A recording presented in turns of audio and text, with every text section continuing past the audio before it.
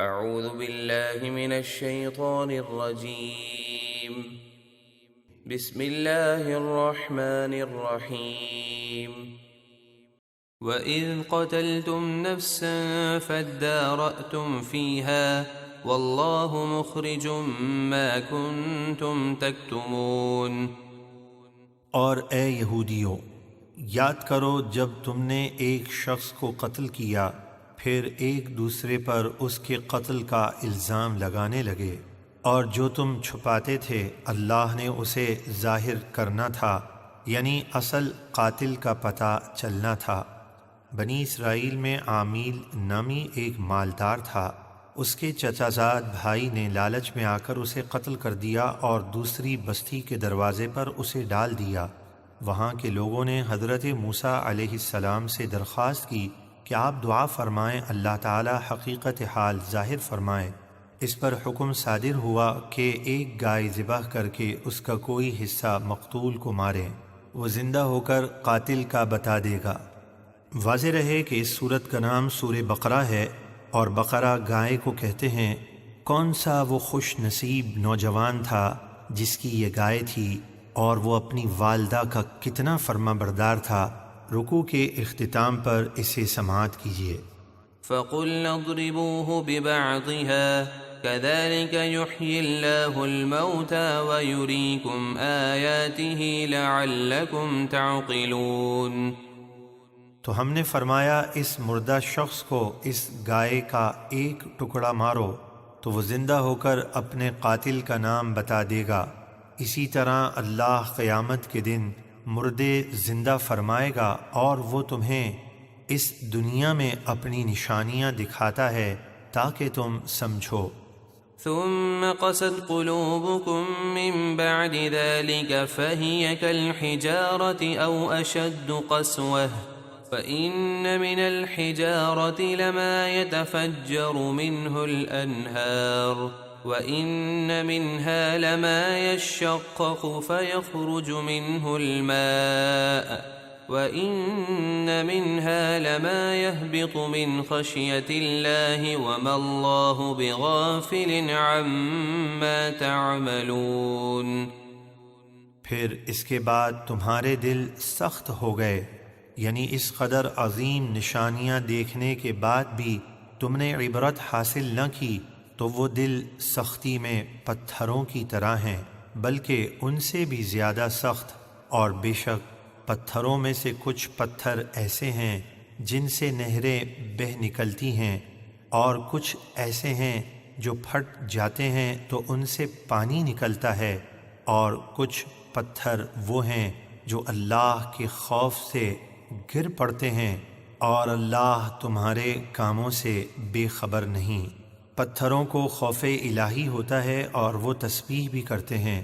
ترمذی شریف میں حضرت علی رضی اللہ تعالیٰ عنہ سے مروی ہے کہ میں سید عالم صلی اللہ علیہ وسلم کے ساتھ اطراف مکہ میں گیا، جو درخت یا پہاڑ سامنے آ جاتا السلام علیک یا رسول اللہ عرض کرتا تھا۔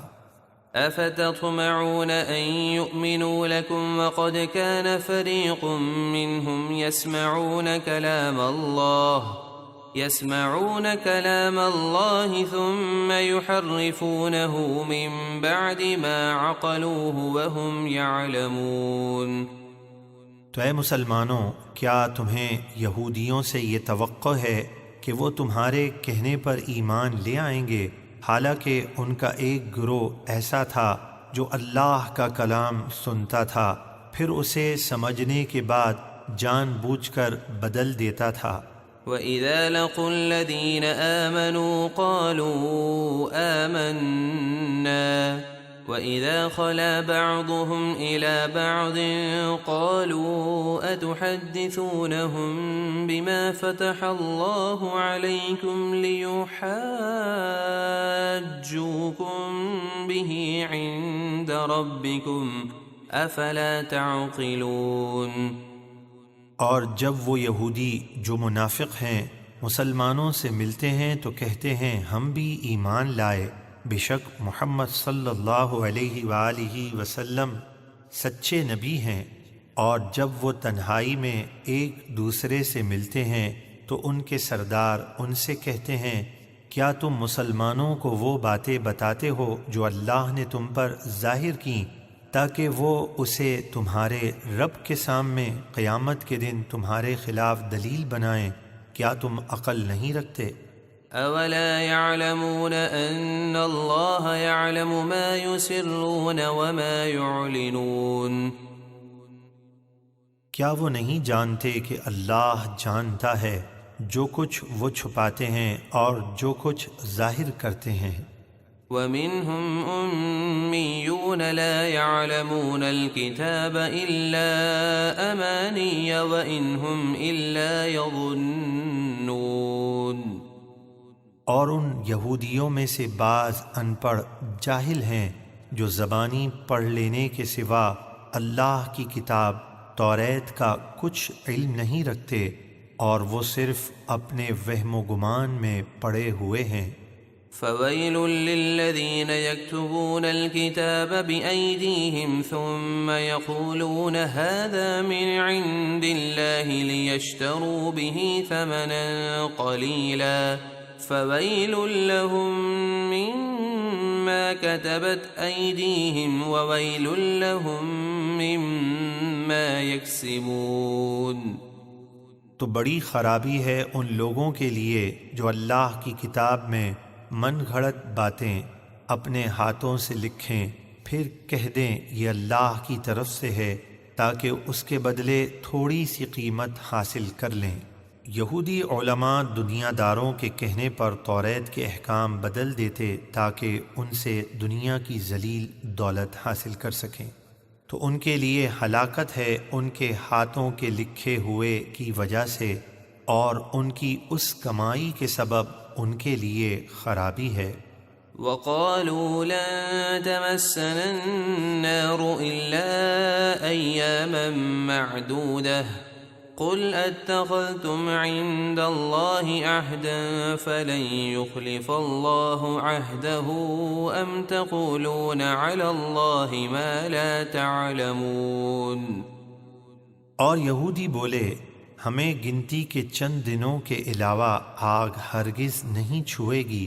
اے حبیب آپ فرما دیجئے کیا تم نے اللہ سے کوئی عہد لے رکھا ہے کہ وہ تمہیں چند دنوں کے سوا عذاب نہیں دے گا، جب تو اللہ ہرگز اپنے عہد کے خلاف نہیں کرے گا؟ یا تم اللہ کے بارے میں وہ بات کہتے ہو جس کا تمہیں علم نہیں، یعنی یہ تمہاری من گھڑت باتیں ہیں، اللہ نے ایسا کوئی عہد نہیں کیا۔ بلى من كسب سيئة وأحاطت به خطيئته فأولئك أصحاب النار هم فيها خالدون۔ ہاں کیوں نہیں، جو گناہ کمائے اور اس کی خطا اسے گھیر لے، یعنی وہ کفر پر مر جائے، تو وہی دوزخی ہیں، اس میں ہمیشہ رہیں گے۔ والذين آمنوا وعملوا الصالحات أولئك أصحاب الجنة هم فيها خالدون۔ اور جو لوگ ایمان لائے اور انہوں نے اچھے کام کیے وہی جنتی ہیں، وہ اس میں ہمیشہ رہیں گے۔ صدق اللہ العظیم۔ بنی اسرائیل میں ایک صالح شخص تھے، ان کا ایک کم عمر بچہ تھا اور ان کے پاس سوائے ایک گائے کے بچے کے کچھ نہ رہا تھا۔ انہوں نے اس کی گردن پر مہر لگا کر اللہ کے نام پر چھوڑ دیا اور بارگاہ حق میں عرض کیا، یا رب، میں اس بچیا کو اس فرزند کے لیے تیرے پاس ودیعت رکھتا ہوں، جب یہ فرزند بڑا ہو یہ اس کے کام آئے۔ ان کا تو انتقال ہو گیا، بچیا جنگل میں اللہ کی حفاظت میں پرورش پاتی رہی۔ یہ لڑکا بڑا ہوا اور اللہ کے فضل سے صالح اور متقی ہوا، ماں کا فرما بردار تھا۔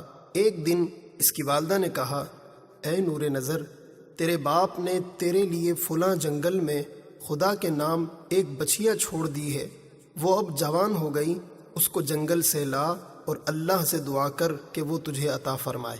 لڑکے نے گائے کو جنگل میں دیکھا اور والدہ کی بتائی ہوئی علامتیں اس میں پائیں اور اس کو اللہ کی قسم دے کر بلایا۔ وہ گائے حاضر ہوئی۔ جوان اس گائے کو والدہ کی خدمت میں لایا۔